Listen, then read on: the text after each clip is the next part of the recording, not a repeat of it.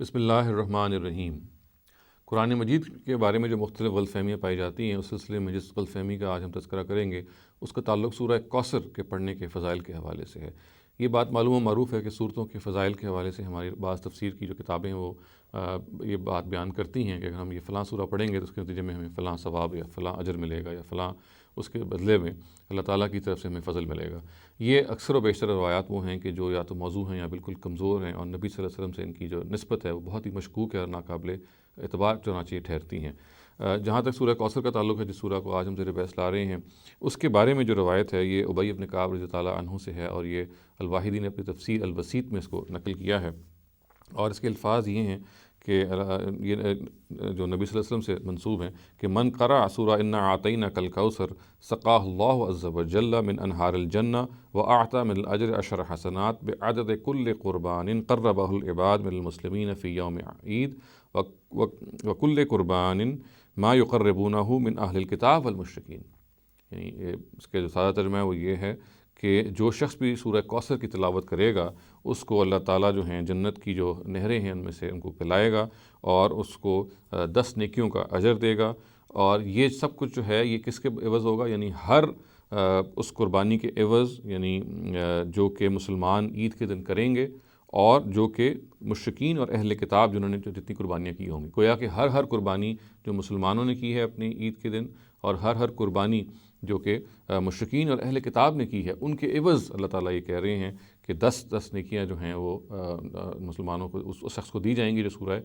کوثر کی تلاوت کرے گا، اور اس کو جنت کی جو نہریں ان سے پلایا جائے گا۔ یہ اس روایت کا سادہ مفہوم ہے۔ میں عرض کر چکا ہوں کہ یہ جو روایات ہیں یہ بالکل ناقابل اعتبار ہیں، اور خاص طور سے اس روایت کا معاملہ یہ ہے کہ اس میں 2 ایسے مشکوک راوی موجود ہیں جن کی وجہ سے اس روایت پہ بالکل اعتبار نہیں کیا جا سکتا۔ ایک ہیں سلام ابن سلیم المدائنی، جن کو آپ پہچان چکے ہوں گے، ان کا تذکرہ ہم متعدد بار کر چکے ہیں، اور یہی معاملہ ہارون ابن کثیر کا ہے۔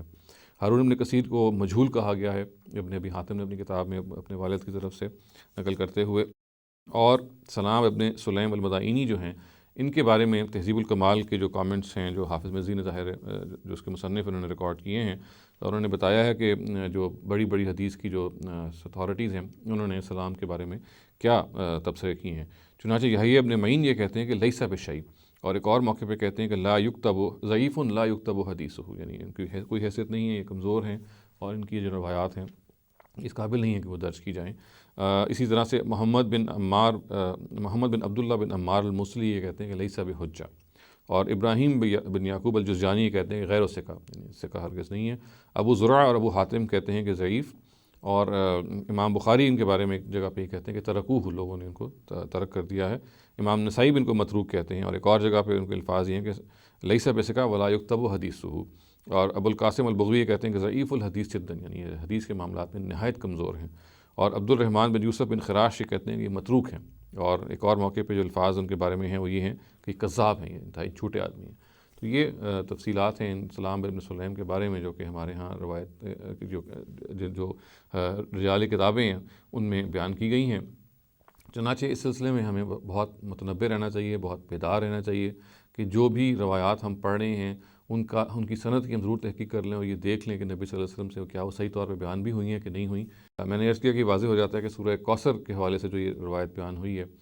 یہ چونکہ ان روایات پر مشتمل ہے جو کہ متکلم فی ہیں، جن پہ کلام کیا گیا ہے، لہٰذا اس پر کسی طرح سے بھی اعتماد نہیں کیا جا سکتا، اور اس کی جو نسبت ہے نبی صلی اللہ علیہ وسلم سے وہ انتہائی کمزور اور مشکوک ہے۔ اور ہم مسلمانوں کے لیے یہ بہتر ہے کہ ہم اس طرح کی روایات کو بالکل توجہ نہ دیں، اور اگر ہم چاہتے ہیں کہ ہم سورہ کوثر اور قرآن کی جو اور صورتیں ہیں ان سے ان کے فضائل ہم اپنے لیے جمع کریں، تو اس کا سب سے بہتر طریقہ یہ ہے کہ اس کو ہم سمجھ کے پڑھیں، اس کا ترجمہ جو ہے وہ ہمارے سامنے ہو، اس کا جو پیغام ہے وہ ہمارے لیے مشعل راہ ہو، اور ہم جو کچھ بھی اس میں بیان ہوا ہے اس کو لیٹر اینڈ اسپرٹ میں ہم فالو کریں۔ اقول قولی ھذا واستغفر اللہ لی ولکم ولسائر المسلمین والمسلمات۔